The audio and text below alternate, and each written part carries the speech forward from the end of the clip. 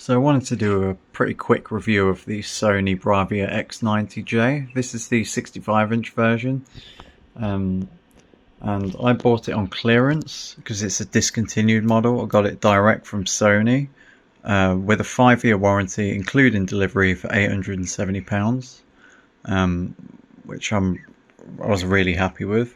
I've owned it for about 2 months now, and I've really given it a lot of use. Don't even know how many hours, but a hell of a lot. So I feel like now's the time to share my thoughts.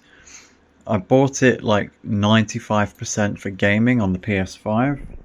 I was originally put off the TV because in VRR mode it would disable local dimming, but a recent patch, I should call it firmware update really, completely solved that, so local dimming works the same whatever mode you're in, it just makes the TV such a good buy. This is WRC10, which unfortunately graphically isn't amazing, and the HDR implementation isn't very good, but on games like Gran Turismo 7 the HDR is super bright, more than bright enough to make you squint even in a lit room. Probably not during the daytime, but in a artificially lit room it will make you squint. I'll just show you my current settings. So I've got brightness on max for HDR, all the power saving shit is turned off.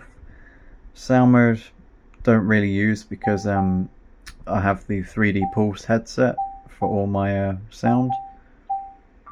Quickly show you the picture settings. I kind of play around with them depending on the game. In fact, that should be on 0.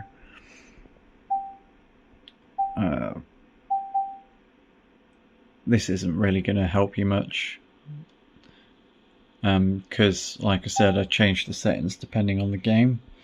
But just to give you an idea of what I use for gaming, keep all that on auto because the PS5 deals with it. The remote is a pretty standard affair.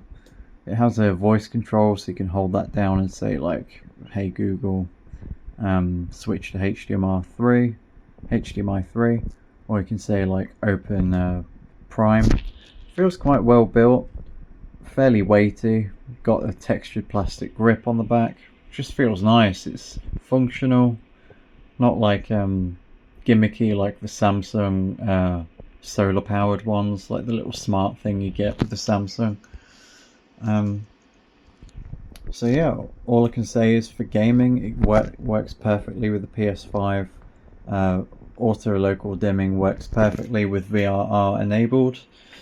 I'm quite into me sim racing, so I play like adventure games as well. Like Horizon Forbidden West is absolutely stunning.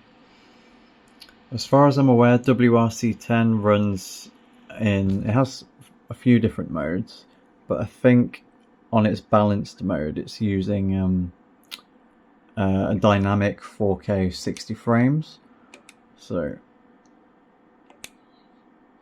I can't really drive and talk about it much, but because I'll be driving one-handed and it's in the transmission, it's in manual, but it's so sharp, I don't get any screen tearing. VRR worked amazingly with Horizon Forbidden West because that has like a quality mode where it's unlocked 40 frames per second, and the VRR on this TV will like match the frame rate of the game, so 40 frames per second feels like 60.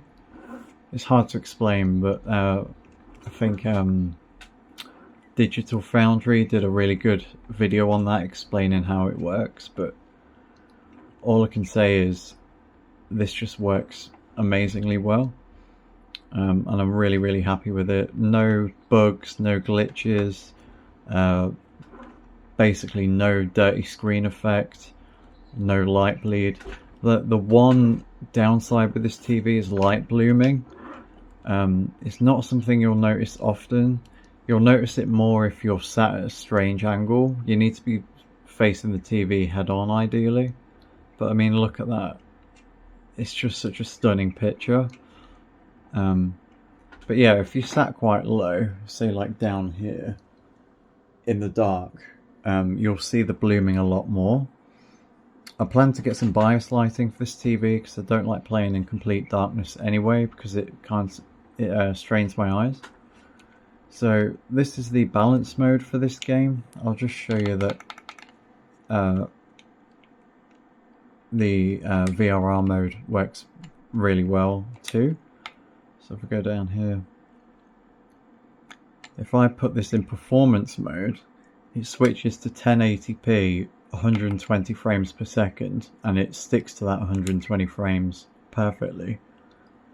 And this TV, I don't know how it does it, but it upscales like 1080p content so well. Like if you look at that picture, you can barely even tell it's 1080p. I mean, I can tell when I'm playing because everything looks softer, but it just behaves so well for frame rate, for games with a higher frame rate than 60, or like an unlocked frame rate. It will match, the hertz will match the frame rate of the game, so it's really smooth and you get no screen tearing. You won't even be able to see the difference performance mode is making, because my phone can only record in 60 frames, but to my eyes now, this is as smooth as silk playing this game, because it's at 120 frames per second. It feels like real life. It's just so good. So yeah, what more can I really say about it? This is a really unstructured review, and I hadn't planned it or anything.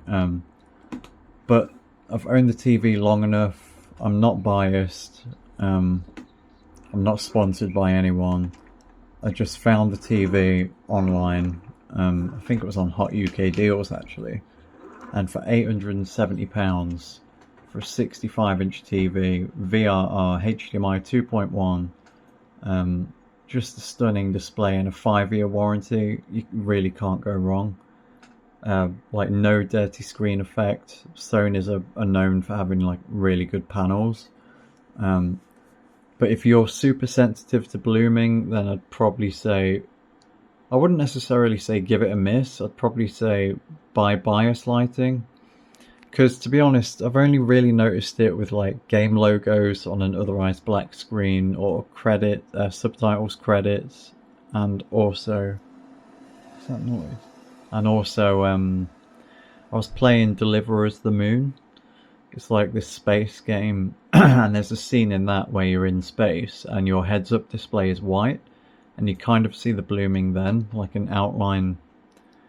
It's just like a cloud around like really bright parts on an otherwise dark screen. But in games like this, and like 99% of the time in any game really, you're not going to see it. So yeah, there's my thoughts, and I thoroughly recommend it. If anyone has any specific questions or wants me to demo like the display in any way, like I don't know, dirty screen effect tests, I can do that and record it. But otherwise, that's it. If anyone stumbles on this video, I hope it helps. All I'll say is I'd thoroughly recommend it for either a PS5 or the Xbox Series X. Or any content. If you watch a lot of content that needs to be upscaled from 720 or 1080p, this TV just does it really, really well. So I'd recommend it for that as well. And I've heard color accuracy is like really, really good out of the box. I don't really care too much about color reproduction. I'm not like a massive cinephile. I just wanted a good picture with all the next gen TV features for my PS5, and I specifically did not want local dimming to be disabled in VRR mode, which this TV used to do until the firmware update, and it no longer does that. So yeah, I'd thoroughly recommend it, and I hope it stands the test of time. But even if it doesn't, 5-year warranty, so you can't really go wrong. Cheers.